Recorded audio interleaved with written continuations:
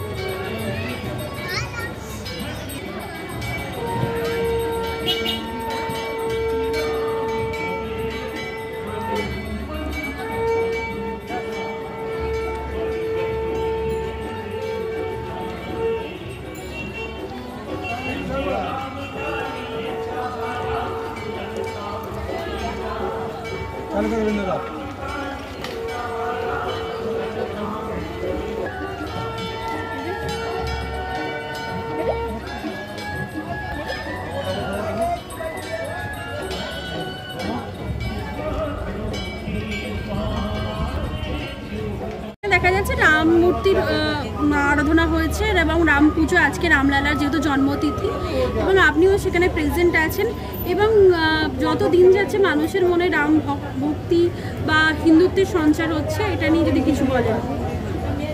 প্রথমে রঘুপতি রামচন্দ্রের জয় হোক, অযোধ্যাধিপতি ভগবানের জয় হোক। রামচন্দ্র আগেও ছিল, বর্তমানও আছে, ভবিষ্যতেও থাকবে। ভগবান শুধু সে ভগবান নয়, আমাদের 33 কোটি ভগবানের মধ্যে ভগবান রামচন্দ্রের বিশেষ ব্যক্তি আলাদা।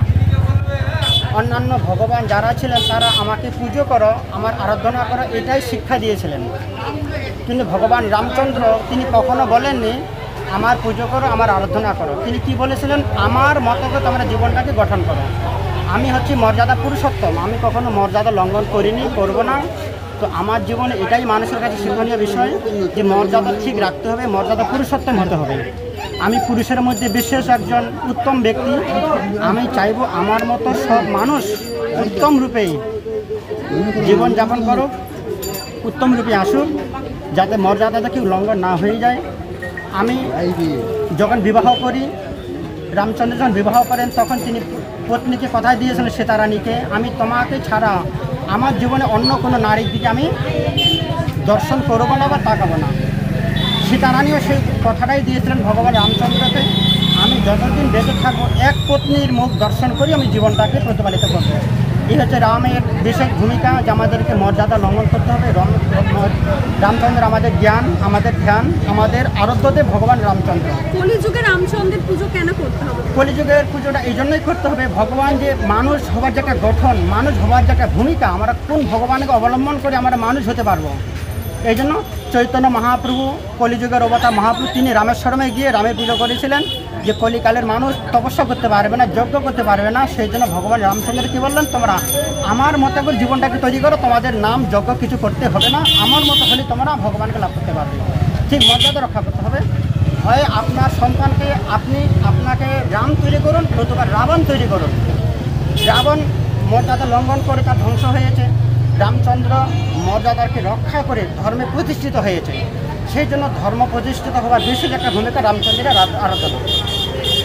আপনি আজকে কিসের জন্য এখানে মানে এখানে ভগবান রামচন্দ্রের আরাধনায় আমাকে ইনভাইট করেছিলেন, আমিও নিমন্ত্রিত ছিলাম। নবদ্বীপ মায়াপুর থেকে আমিও ছুটে এসেছি, এসে আমার মাধ্যমে তারা জানতে পারলেন। আমি একটু রামকথা শ্রবণ করালাম, ভগবানকে পুষ্প বৃষ্টি করা হলো, 108টা প্রদীপ জ্বালিয়ে ভগবানকে আরতি করা হলো। ভগবানের কাছে প্রদীপ প্রজ্বলনের মাধ্যমে আশীর্বাদ আমরা প্রার্থনা করলাম, যাতে জগৎবাসীর কৃষ্ণ ভক্তি হোক, রামের প্রতি তার মতিগতি হোক। রাম আমাদের অন্তরে আছে, আমাদের রক্তে আছে, শিরায় শিরায় আছে। আমাদের জগৎটা যেন রামময় হয়ে যাক, রামের কাছে এটাই প্রার্থনা ছিল। এই জন্য তারা আমাকে ডেকেছিলেন, আমরা এটাই প্রার্থনা করেছি সবার। আপনার নাম? আমার নাম ভক্তি প্রদীপ ব্রহ্মচারী, শ্রীধাম মায়াপুর, নবদ্বীপ। এই কত বছরে পদার্পণ করেছে আপনাদের এই রাম পুজো? আমাদের এই রাম পুজো এবছর 3 বছরে পদার্পণ করা, 3য় বর্ষ। আচ্ছা, এই রাম সকাল থেকে তো আজকে রাম পুজো হয়েছে, কি কি অনুষ্ঠান ছিল রাম পুজোকে ঘিরে? দেখুন, সকাল থেকে রামের আরাধনা পুরোহিতের মাধ্যমে করা হয়েছে এবং সকল ভক্ত রামের আরাধনা পুজো যেরকমভাবে হয় এবং হোমাগ্নি করা হয়েছে, হোমাগ্নি দর্শন করানো হয়েছে, ভক্তবৃন্দের ফল বিতরণ হয়েছে। সন্ধ্যায় আমাদের মঙ্গল আরতির পূর্বে ঠিক একদম সান্ধ্যকালে সমস্ত আলো বন্ধ করে, মানে বৈদ্যুতিক আলো বন্ধ করে মাটির প্রদীপে ঘিয়ের সলতেতে আমাদের 108 প্রদীপ নিবেদন করা হয়েছে রামচন্দ্রের চরণে। যে এই রামচন্দ্র যখন জন্মগ্রহণ করেন বা রামচন্দ্র যখন বনবাস থেকে ফিরে আসেন, ঠিক দুবারই কিন্তু অযোধ্যায় একটা অকাল দীপাবলি হয়েছিল। সেই অকাল দীপাবলিকে স্মরণ করতেই আমাদেরও আজকে 108 প্রদীপ প্রজ্বলনের মাধ্যমে অকাল দীপাবলিকে আবার স্মরণ করেছি। তার পাশাপাশি আমরা নবদ্বীপ থেকে আমরা মহারাজকে আমন্ত্রণ জানিয়েছিলাম। মহারাজ এসে অ্যাকচুয়ালি রাম পুজোটা অনেক জায়গাতেই হয়, খুব ভালো লাগে এবং আমরা অনেক জায়গায় র্যালিও দেখতে পাই, কিন্তু রাম পুজোটা কেন, বা আমাদের ত্রেতা যুগের রামকে কলিযুগে আমরা পুজো করব কেন, বা রামের জীবনী থেকে আমরা কি শিখতে পারবো? রামের তো খড়ম অযোধ্যায় ছিল, বনবাস থেকে গিয়ে আবার কেন খড়ম এনে তবে সিংহাসনে রাখা হলো? এই বিষয়ে বিস্তারিত আমাদের জনসম্মুখে তুলে ধরতে হবে, আগামী প্রজন্মকে আমাদের এই বিষয়ে অবহিত করতে হবে। এই লক্ষ্যকে নির্ধারিত করে আমরা আগামী প্রজন্মকে এগুলো জানাতে এবং ভক্তবৃন্দের মধ্যে এগুলোকে প্রচার করতে আমরা শ্রীরাম নবদ্বীপ ধাম থেকে আমরা মহারাজজিকে আমন্ত্রণ জানিয়েছিলাম এবং মহারাজজি ওনার পাঠকথার মাধ্যমে এই বিতরণ করেছেন।